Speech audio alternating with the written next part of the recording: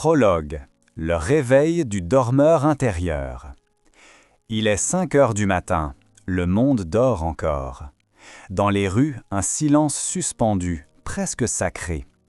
Mais quelque part, une conscience s'éveille. Un esprit, le tien peut-être, commence à se demander « Suis-je vraiment éveillé ?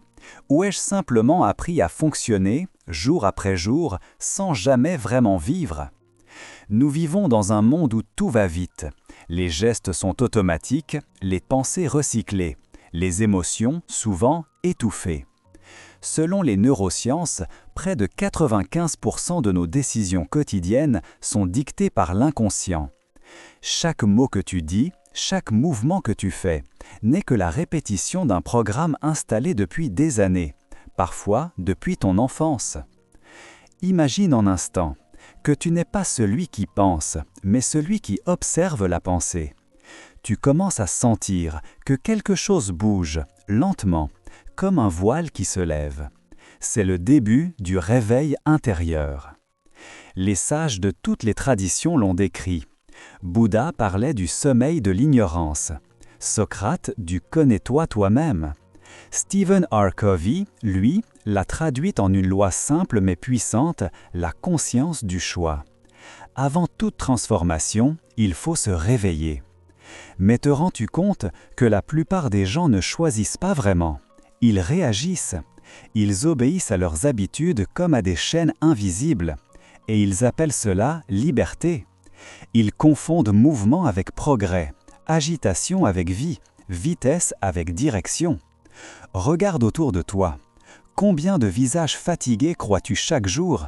Des visages qui semblent vivants, mais dont le regard ne brille plus. Ce ne sont pas des personnes endormies dans un lit, mais des âmes endormies dans la routine. La bonne nouvelle, c'est qu'il suffit d'un instant pour s'éveiller. Un choc, une lecture, une phrase, parfois même une douleur. Quelque chose brise la boucle. Un éclair de lucidité. Je ne veux plus vivre ainsi. Et si, cet instant, c'était maintenant? Si ta vie entière avait attendu ce moment précis pour t'inviter à ouvrir les yeux, à reprendre ton pouvoir, à respirer pleinement. Respire profondément. Sens ton corps, ici, présent. Écoute ta propre voix intérieure. Tu n'es plus en train d'écouter un simple livre. Tu entres dans un voyage vers ton pouvoir personnel, vers la maîtrise de toi-même, vers ce que tu aurais toujours dû être. Le dormeur en toi s'éveille, lentement, mais sûrement. Et au loin, dans la lumière pâle de l'aube, une promesse s'annonce, celle de découvrir les 7 lois du pouvoir personnel, celles qui te libéreront des habitudes qui t'enchaînent et te rendront maître de ta vie. Le voyage commence maintenant. Chapitre 1. La première loi. La conscience du choix. Tout commence ici, dans cet espace minuscule, presque invisible, entre ce qui t'arrive et la manière dont tu y réponds. Cet espace, c'est là que réside ton pouvoir. C'est là que commence la liberté. Stephen R. Covey disait que la première habitude des êtres réellement efficaces, c'est la proactivité. Non pas réagir, mais choisir. Et pourtant, combien d'entre nous vivent prisonniers de leurs émotions, réagissant au monde comme un automate sans jamais interroger leurs réflexes? Selon une étude menée à l'université de Harvard, le cerveau humain émet plus de 60 000 pensées par jour, et plus de 90% sont identiques à celles de la veille. Pense à cela.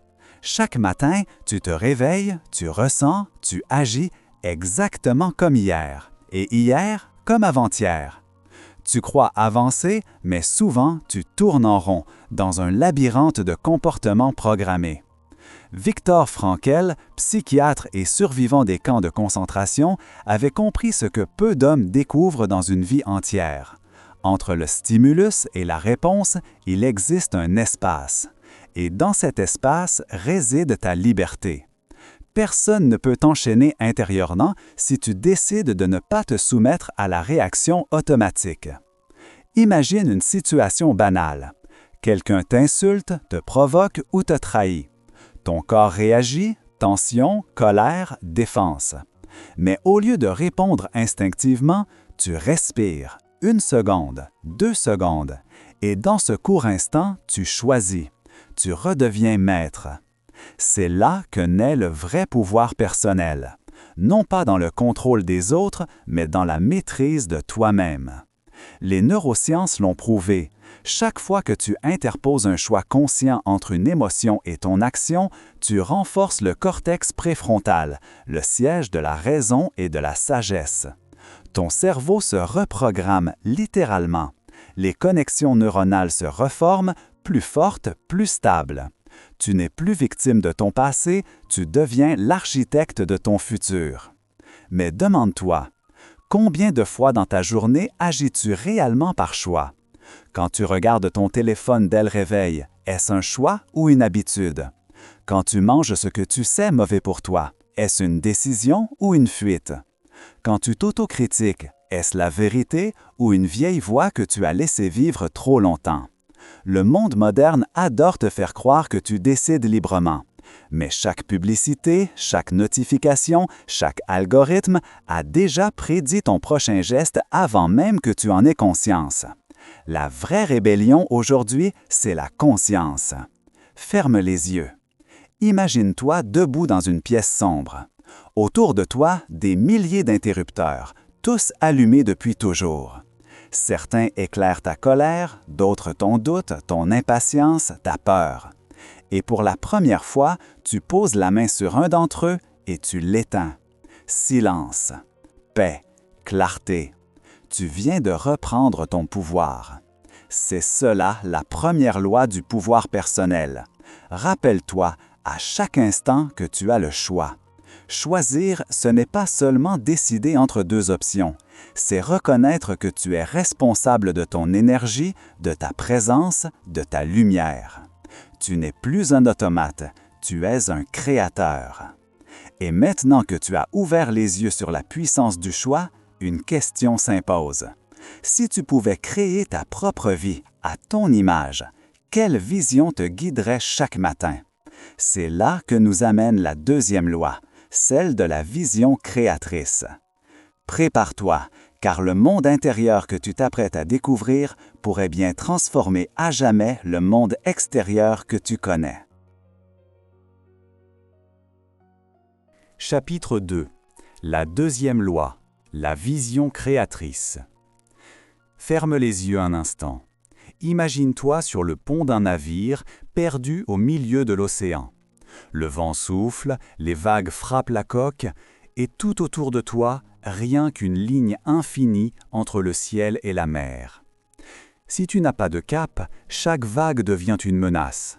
Mais si tu connais ta destination, chaque vent, même contraire, te rapproche d'elle. Voilà la puissance de la vision. Stephen R. Covey affirmait que toutes les grandes réalisations humaines sont nées 2 fois. Une première fois dans l'esprit et une seconde fois dans la réalité. Rien n'existe sans avoir d'abord été imaginé. Pense-y. Avant qu'un pont soit construit, il existe dans la tête de l'ingénieur.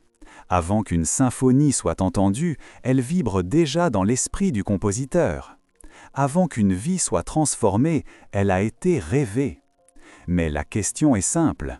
Quelle est ta vision à toi? Pas ton souhait vague, pas ton espoir timide. Ta vision claire, audacieuse, vivante. Celle qui brûle dans ton ventre quand le monde dort encore.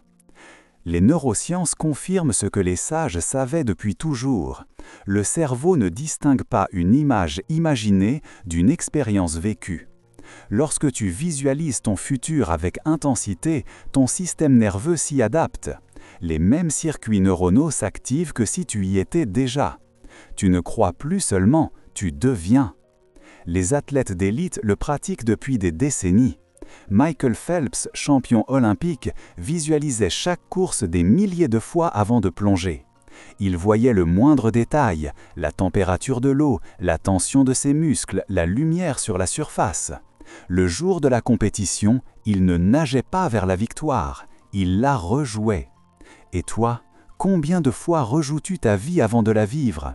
Combien de fois prends-tu le temps de te projeter dans ce que tu veux vraiment être? Ou laisses-tu simplement les circonstances choisir à ta place? Covey disait « Commence toujours avec la fin en tête ». Autrement dit, ne marche jamais sans savoir vers quoi. Regarde autour de toi. Chaque objet dans ta vie, ta maison, ton métier, même tes relations, sont le reflet d'une vision que tu as eue ou que quelqu'un a eue pour toi. Si tu ne décides pas ta propre direction, d'autres le feront à ta place. Le marketing, les modes, les peurs collectives deviennent tes architectes invisibles. Alors pose-toi cette question. Quelle image portes-tu en toi du futur que tu veux créer? Et cette image, t'élève-t-elle ou t'enchaîne-t-elle? Respire. Imagine-toi dans 5 ans. Ton corps plus fort, ton esprit apaisé, ton entourage vibrant. Vois les lieux où tu vis, les gens qui t'entourent, les mots que tu dis. Sens le parfum de ton propre accomplissement. Ressens-le dans ta poitrine, comme une lumière chaude. Voilà ta vision. Tu viens de semer une graine dans ton subconscient, et dès demain, ta réalité commencera peu à peu à s'aligner sur elle. Parce que ton cerveau, ton énergie, ton comportement chercheront naturellement à combler l'écart entre ce que tu vis et ce que tu vois. C'est ainsi que les rêves deviennent des faits. Ce n'est pas de la magie, c'est de la direction.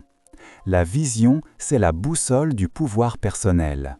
Sans elle, tu t'épuises dans 1000 directions. Avec elle, chaque pas devient signifiant. Mais attention, une vision sans ordre intérieur se dissout dans le chaos. Il ne suffit pas de rêver, il faut structurer. Organiser le monde en soi pour que le rêve trouve un terrain fertile. Car la graine la plus pure ne pousse jamais dans un sol désordonné. Et c'est précisément là que commence la 3e loi du pouvoir personnel, celle de l'ordre intérieur. Respire. Prépare-toi à regarder à l'intérieur de toi-même, car c'est là que résident les fondations invisibles de ta vie. Chapitre 3. La 3e loi, l'ordre intérieur. Entre le rêve et sa réalisation, il existe une frontière invisible, celle de l'ordre. Une force silencieuse mais essentielle. Car sans structure intérieure, même les plus grandes visions se dissolvent dans le désordre du quotidien. Regarde la nature. Chaque flocon de neige, chaque coquillage, chaque galaxie suit une architecture parfaite. Ce n'est pas la rigidité, c'est l'harmonie. Et cette harmonie commence toujours de l'intérieur. Stephen R. Covey disait que l'ordre extérieur d'une vie reflète l'ordre intérieur de l'esprit. Les deux dansent ensemble constamment. Quand ton esprit est confus, ton espace se remplit de chaos. Quand tu clarifies tes priorités, tes gestes deviennent précis, ton énergie concentrée.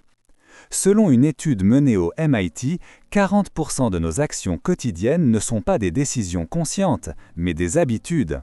Des programmes automatiques écrits par ton passé, mais rejoués dans ton présent. Et ces boucles, ces rituels invisibles, dictent ta vie entière. Charles Duhigg, auteur du Pouvoir des habitudes, a démontré que chaque habitude suit une formule simple. Signal, routine, récompense. Tu ressens un déclencheur, tu agis, puis tu obtiens une satisfaction. Et ton cerveau, friand de récompense, répète encore, encore, jusqu'à ce que la boucle devienne une prison. Mais ce qui t'a enfermé peut aussi te libérer.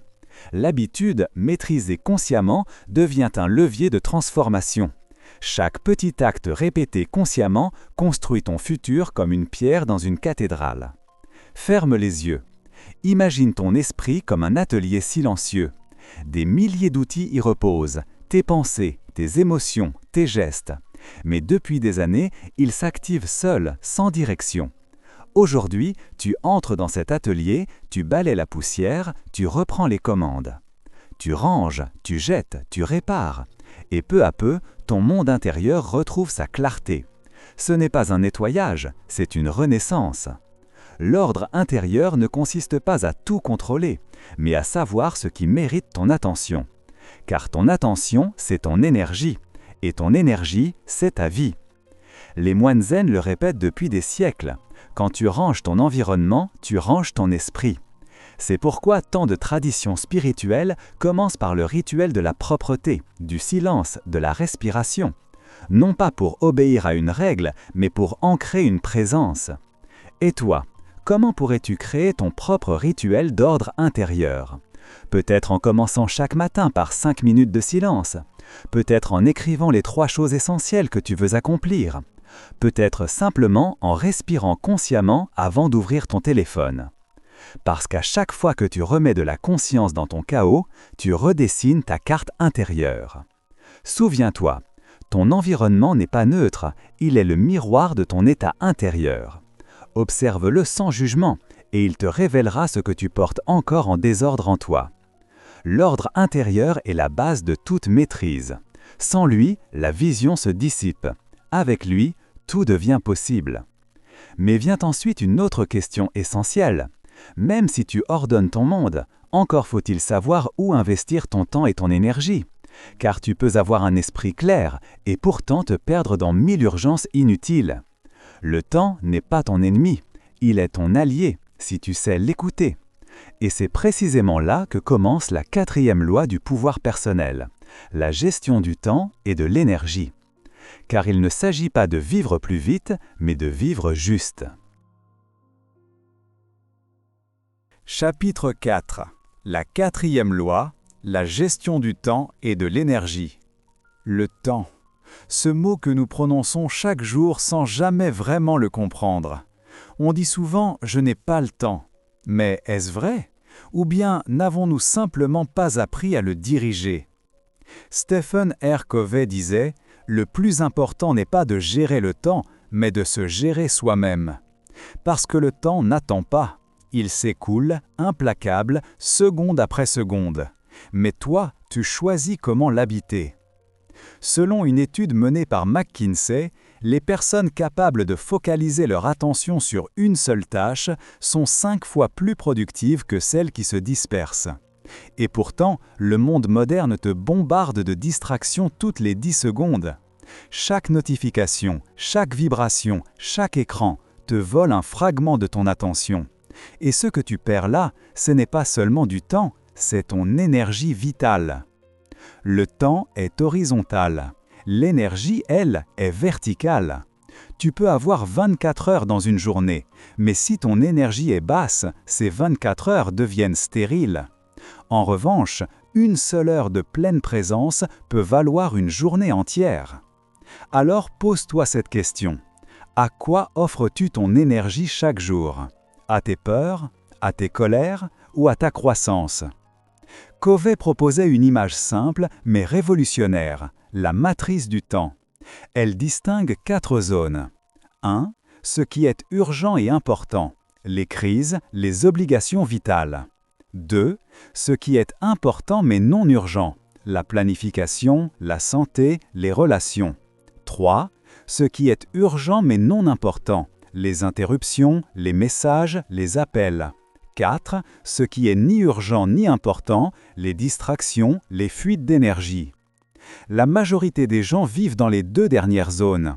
Ils réagissent à tout ce qui sonne, clignote ou appelle. Ils confondent mouvement avec progrès. Mais les êtres conscients, eux, choisissent la zone 2, celle de la croissance lente mais profonde. Imagine ton temps comme un jardin. Chaque jour, tu peux courir après les mauvaises herbes ou planter des graines. Les mauvaises herbes repoussent vite, elles t'occupent mais ne nourrissent rien. Les graines, elles, demandent patience et discipline, mais un jour, elles deviennent des arbres. L'art de la gestion du temps, c'est l'art de planter consciemment. Les études en neurosciences montrent que ton cerveau n'est efficace que 90 minutes d'affilée. Au-delà, la concentration chute, le stress augmente. Les grands créateurs, écrivains, scientifiques, musiciens, travaillent en cycle. 90 minutes de focus total, 20 minutes de pause consciente. Le rythme naturel de l'esprit. Mais dans ta vie quotidienne, as-tu ce rythme ou as-tu laissé le monde imposer le sien?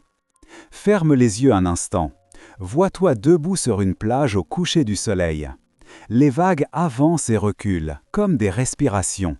Chacune est un moment, unique, précieux. Tu ne peux pas les retenir, mais tu peux apprendre à surfer dessus. C'est cela gérer ton temps et ton énergie. Ne pas contrôler la mer, mais danser avec elle. Choisis ce qui est essentiel, élimine ce qui est secondaire. Recentre-toi chaque matin sur l'intention du jour. Et surtout, apprends à dire non, car chaque oui que tu dis au monde est un non que tu dis à ton âme.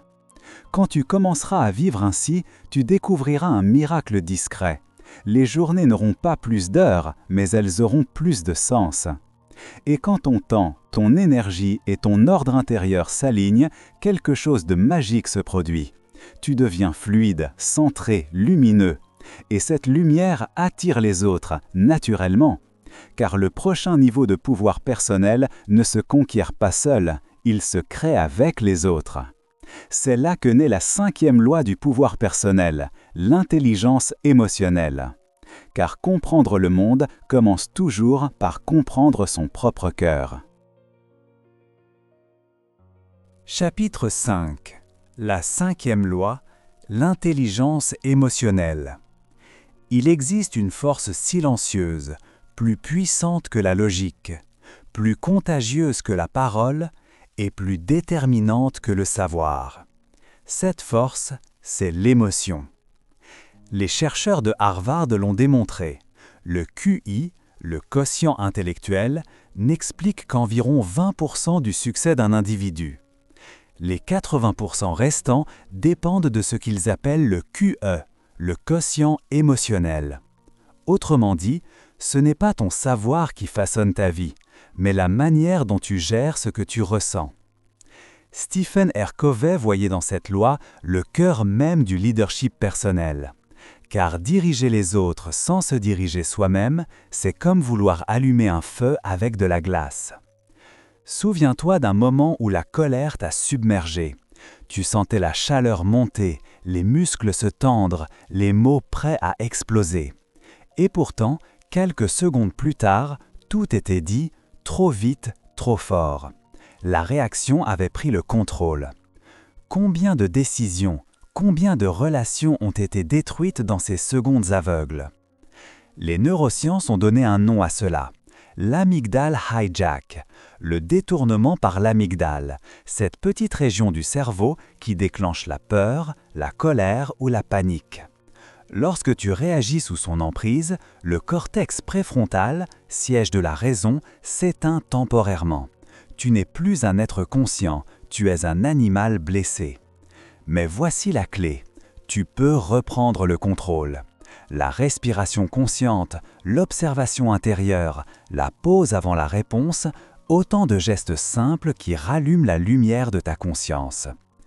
Covey disait « Cherche d'abord à comprendre avant de chercher à être compris ». Cette phrase, simple en apparence, contient un pouvoir immense, car la plupart des conflits naissent non pas d'un désaccord, mais d'un manque d'écoute. Imagine deux personnes discutant face à face. Chacune ne parle pas vraiment à l'autre, mais à son propre écho intérieur. Elles se défendent, se justifient, s'arment de mots. Mais si, l'espace d'un instant, l'une décide d'écouter vraiment, le ton change, l'atmosphère s'apaise, le cœur s'ouvre. Ce moment, imperceptible, transforme la relation. Les grands leaders, les vrais, ne cherchent pas à dominer. Ils écoutent, ils ressentent, ils comprennent les émotions sous les mots. Et c'est ainsi qu'ils inspirent. Daniel Goleman, dans ses recherches à Harvard, a découvert que les dirigeants les plus performants avaient tous un point commun, une intelligence émotionnelle élevée. Ils savaient identifier leurs propres émotions, les nommer, les réguler et reconnaître celles des autres sans les juger. Ils ne fuyaient pas la colère, ils l'écoutaient comme un message. Parce que l'émotion n'est pas ton ennemi, c'est un messager. Elle t'indique ce qui compte vraiment pour toi. La peur montre ce que tu veux protéger. La colère révèle ce que tu refuses d'accepter. La tristesse signale un attachement, un amour, une perte. Et la joie te rappelle ton alignement avec toi-même. Alors au lieu de les repousser, accueille-les. Observe-les comme des vagues qui te traversent. Ne t'y accroche pas, ne les nie pas. Laisse-les simplement passer. Parce que quand tu maîtrises ton monde émotionnel, tu n'as plus besoin de dominer le monde extérieur. Tu rayonnes naturellement. Et ce rayonnement attire ce qui te correspond. Mais il y a plus. L'intelligence émotionnelle ne s'arrête pas à soi. Elle s'étend aux autres, à la connexion humaine, à la compréhension profonde que nous sommes tous liés. C'est cette synergie subtile, cette harmonie entre consciences qui engendre les plus grandes créations collectives. C'est la 6e loi du pouvoir personnel, la synergie humaine. Car le pouvoir partagé ne se divise pas, il se multiplie. Chapitre 6. La 6e loi, la synergie humaine. Le silence d'un seul instrument peut être beau, mais c'est dans l'union de plusieurs que naît la symphonie. Ainsi en est-il des êtres humains. Nous ne sommes pas faits pour vivre isolés, mais pour créer ensemble. Stephen R. Covey appelait cela la synergie, le miracle qui se produit lorsque les différences ne s'affrontent plus, mais se complètent. Regarde la nature, aucun écosystème ne survit seul. Les arbres partagent leurs nutriments par les racines, les abeilles fécondent les fleurs, les courants marins nourrissent les côtes lointaines. La vie n'est pas une compétition, c'est une collaboration. Et pourtant, notre monde moderne glorifie l'individualisme. On nous apprend à briller seul, à nous comparer, à gagner. Mais gagner contre qui? Quand l'humanité perd, il n'y a pas de victoire. Les grandes avancées de notre histoire sont nées de la synergie. Le projet Apollo 11, qui a permis à l'homme de marcher sur la Lune, a mobilisé plus de 400 000 personnes, ingénieurs, mathématiciens, techniciens, rêveurs. Chacun avait un rôle, une vision, une contribution. Aucun n'aurait pu réussir seul. Mais ensemble, ils ont transcendé la gravité. C'est cela, la synergie. 1 plus 1 ne fait plus 2, mais 3, 4, 10, parfois 1000. Car l'énergie humaine se multiplie quand elle s'unit à d'autres consciences alignées. Les études du MIT le confirment. Les équipes les plus performantes ne sont pas celles où l'on trouve les meilleurs individus, mais celles où règne la sécurité psychologique. Cet espace invisible où chacun ose parler, créer, être lui-même sans crainte du jugement. L'harmonie est plus puissante que le génie isolé. Mais pour atteindre cette harmonie, il faut apprendre une compétence rare, l'écoute véritable. Covey disait « Cherche d'abord à comprendre avant de chercher à être compris ». Et cela change tout. Car écouter vraiment, c'est suspendre le besoin d'avoir raison. C'est ouvrir son cœur plus que ses oreilles. C'est sentir les émotions derrière les mots. Imagine une conversation comme un feu de camp. Tu peux y jeter ton opinion comme une étincelle de plus, ou bien tu peux souffler doucement sur la flamme de l'autre pour l'aider à briller. La synergie, c'est ce feu partagé. Et combien de fois dialoguons-nous pour vaincre et non pour comprendre? Combien de débats, de disputes, de guerres naissent simplement d'une oreille fermée? Les couples, les entreprises, les nations tombent dans le même piège, celui de la domination. Mais là où l'ego cherche à avoir raison, le cœur cherche à grandir. Les vrais leaders ne cherchent pas à être les plus forts, mais à rendre les autres plus forts, parce qu'ils savent qu'un groupe uni par une intention commune peut déplacer des montagnes que nul ne pourrait soulever seul. Ferme les yeux. Imagine-toi entouré d'autres âmes éveillées. Chacun avec sa lumière, sa voix, sa singularité. Et soudain, toutes ces lumières s'unissent. Elles ne s'éteignent pas, elles s'amplifient. Le monde devient plus clair. Tu ressens cette énergie collective comme une marée douce et puissante qui te soulève. Voilà la vraie synergie humaine. Et quand tu découvres ce pouvoir, quelque chose change en toi. Tu comprends que ton développement personnel n'est pas une fin, mais un début. Car grandir seul t'élève, mais grandir ensemble te transcende. Peu cependant, pour que cette énergie reste vive, il faut l'entretenir. Tout comme le corps, le cœur et l'esprit doivent se régénérer. Le mouvement sans repos devient épuisement. L'action sans introspection devient vanité. C'est là que commence la 7e loi du pouvoir personnel, le renouvellement constant. Car ce n'est pas en courant plus vite que tu avances, mais en retrouvant la force de recommencer chaque jour plus conscient, plus calme, plus vivant.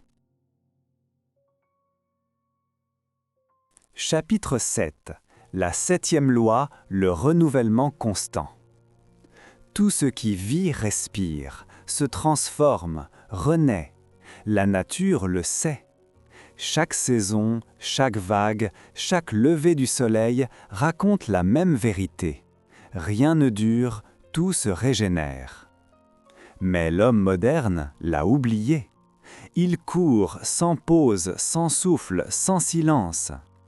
Il veut croître sans repos, produire sans se nourrir, avancer sans s'arrêter. Et puis un jour, il s'effondre. Le corps le trahit, l'esprit s'éteint, la flamme vacille. Stephen R. Covey appelait cette loi la « sharpening the saw », l'art d'aiguiser la scie. Parce qu'à force de couper sans l'entretenir, même la lame la plus forte finit par s'émousser. Tu peux être discipliné, intelligent, ambitieux. Si tu ne te renouvelles pas, tu te consumes. Selon les recherches du docteur Sarah Lazar à Harvard, la méditation quotidienne modifie littéralement la structure du cerveau. Elle épaissit le cortex préfrontal, réduit le stress, améliore la mémoire. Le repos conscient n'est pas une fuite, c'est une reconstruction. Le sommeil profond, lui aussi, n'est pas un luxe, c'est une usine secrète où ton corps répare, trie, régénère. Chaque nuit, ton système nerveux efface les résidus du stress accumulé, tandis que tes cellules renaissent dans le silence. Mais combien d'entre nous s'accordons encore le droit de ralentir? Combien confondent repos avec paresse, silence avec vide? Le renouvellement constant, c'est le courage de se régénérer avant que la vie ne t'y oblige. Ferme les yeux. Écoute le battement régulier de ton cœur. Ce rythme te relie à la mer, au vent, à la terre. Ton corps est un cycle, ton esprit aussi. Il a besoin d'alternance, action et repos, expansion et recentrage, feu et eau. Pense à un feu de camp. Si tu ne rajoutes jamais de bois, il s'éteint. Mais si tu en ajoutes sans cesse, il s'étouffe.